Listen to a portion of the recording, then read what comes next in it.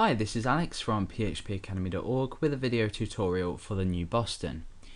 Now, we've already looked at an introduction to jQuery plugins. We're going to go ahead and install this particular plugin called Show Password. Now, what this does, looking at the description, I've already tested this plugin and it's working perfectly, is it adds a customizable Show Password checkbox, so a checkbox next to the input field password. And it allows the users to view their password as they're typing it. So you can check this button and your password will be converted or shown as opposed to the original asterisks or circles that are shown in most browsers. So I've come over to plugins.jquery.com/project/showpassword. So if you want to follow along this tutorial of installing this plugin, then go ahead to that address now and follow along the links that I click. Now there's no releases actually uploaded onto this jQuery page, but we have a resources section here where we can go over to the home page of this the plugin of this author, or the author of this plugin rather. So when we go down, we get some more description about it. We can view a demo and also download this as well. So let's go ahead and first of all view a demo. That's quite important so we know how it functions and how it should function. You can see that we've been giving a usage snippet just here, and just further down there's some more options that we can give it. We're just going to be focusing on installing the plugin and the best ways to do this. So let's say I was to go ahead and type a password just in here. The show password checkbox I can now click and the text will be shown inside of here. When I click this again, the text will be converted back to a secret password.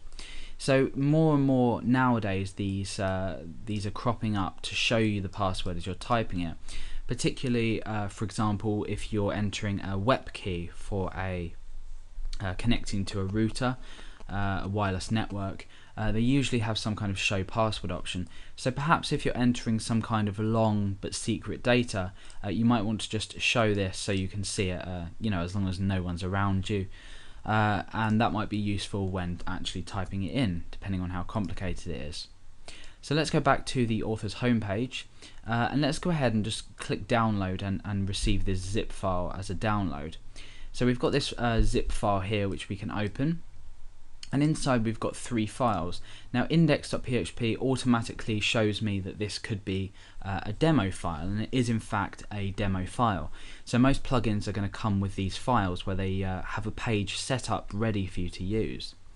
We've also got jQuery.showpassword.js and jQuery.showpassword.min.js, and the majority of plugins will have the jQuery notation on the front of them, and then the plugin name, and then obviously it will be a JavaScript file. Now the one that we want to go for is the minified version. As with jQuery, a lot of plugins do come with minified and uncompressed versions. You can see the size difference just here. This one's 1.7 megabytes and this one's this would be kilobytes. Yeah, sorry, this is kilobytes, and then 2.1.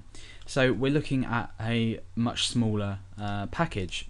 If you wanted to go ahead and modify a plugin for any reason and the author has provided you with an uncompressed version, you can go ahead and use this one. But it's always best to use a minified version of a plugin or jQuery, just to keep page load time down or to a minimum.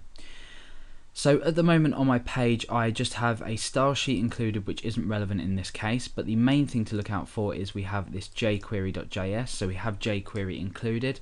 jQuery plugins require jQuery, so you're going to need to make sure you've included jQuery before you include the plugin files. Now what I'm going to do is I'm just going to open up my directory, my root directory, and go over to the JavaScript folder. I'm then essentially going to either copy this over to this JavaScript folder. JavaScript folder is just where I keep all my plugins or my jQuery, just to keep them neat.